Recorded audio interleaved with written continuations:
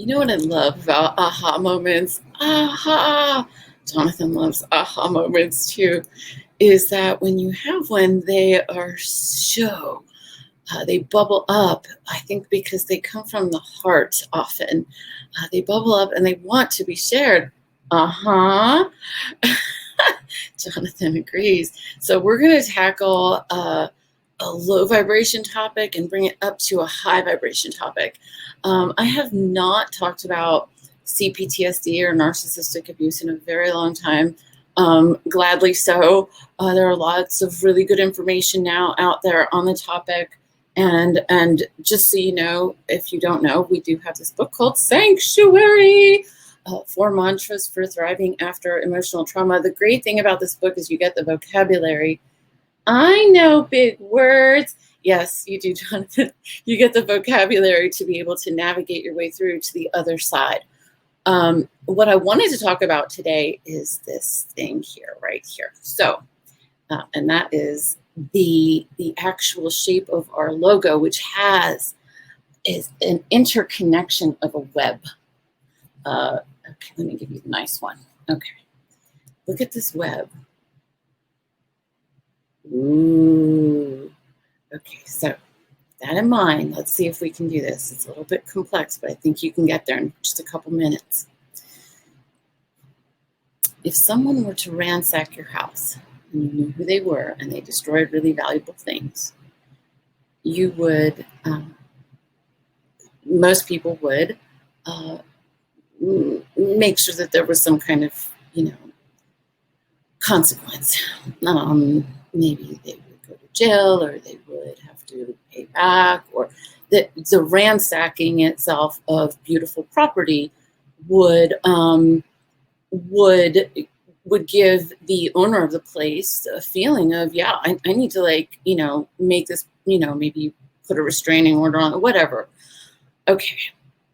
When we see that in the physical, when we see somebody physically harm someone else or someone else's property, we feel a sense of righteousness about, that's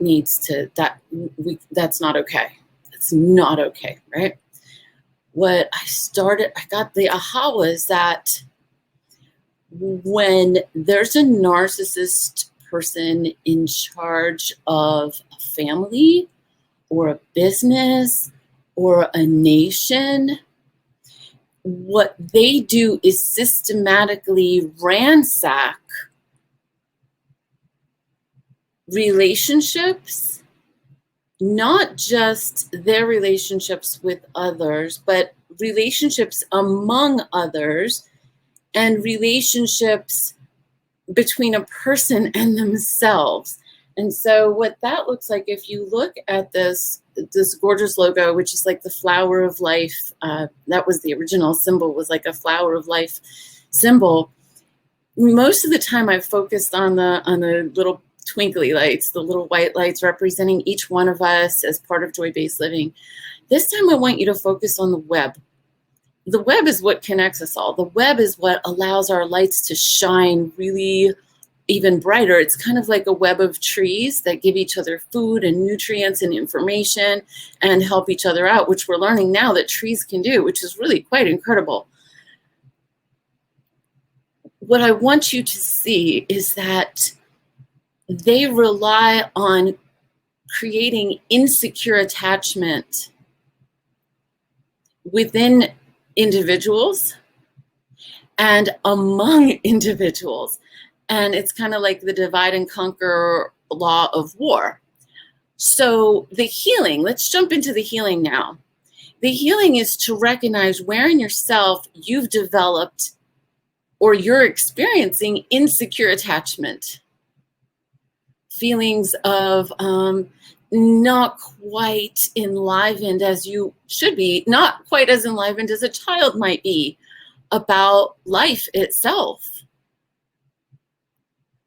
Think about the areas in your life where you experience insecure attachment. Most people do, and it's normal to a degree, but if there's too much of it, that's where healing needs to happen. So jumping to the other side of it, what I want you to be able to see, because sometimes a visual really helps when we're dealing with abstract concepts, is that your goal is to get comfortable with feeling secure attachment. Now, what do I mean by that? That depends. If you grew up in a family where insecure attachment was brought on by people who were abusive, you're going to have some homework to do, because you probably associate insecure attachment with feeling safe. So the learning that you're going to have to do, and this can happen in a work environment, but the thing about it is that usually once it happens, is that it will often keep happening. So people who get into those kind of relationships or find themselves having fallen into those kind of relationships, because they end up feeling bad about themselves often, then what will happen is they will continue to attract those kind of relationships. So how do you stop the pattern? And this, as we change this individually, we will change this globally. You change the pattern by developing secure attachment in yourself. But then if you haven't felt that, if you haven't felt safety or joy around that, how do you do that? That's the homework. The homework is saying, you know what? When I see little children, they feel joyful. That must be natural. What does that feel like inside of me? And how can I access it more and more? And who do I know who will support me in that? Who do I know who will support me in leaning into my joy and then celebrating it? People who are abusive or narcissistic, a nickname for them could be killjoys or energy thieves, right? Well, what are they doing? They're draining joy. And secure attachment needs to be connected with feelings of safety and joy in order for you to thrive in it. So I hope that makes sense. I hope that this logo is also making sense. If you look up like at Google Flower of Life, you'll see some beautiful images that are like almost ancient in terms of the symbology.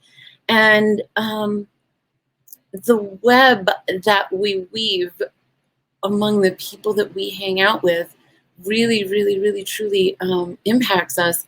And that's why we celebrate and we promote relatedness without agenda, because it's by the very fact of your existence that we want you to feel joyful. It's just because you exist. And for you to have that for yourself, you have to want that for yourself. And then you have to grow that for yourself. And then you can more easily share that with others because you have that secure attachment in yourself.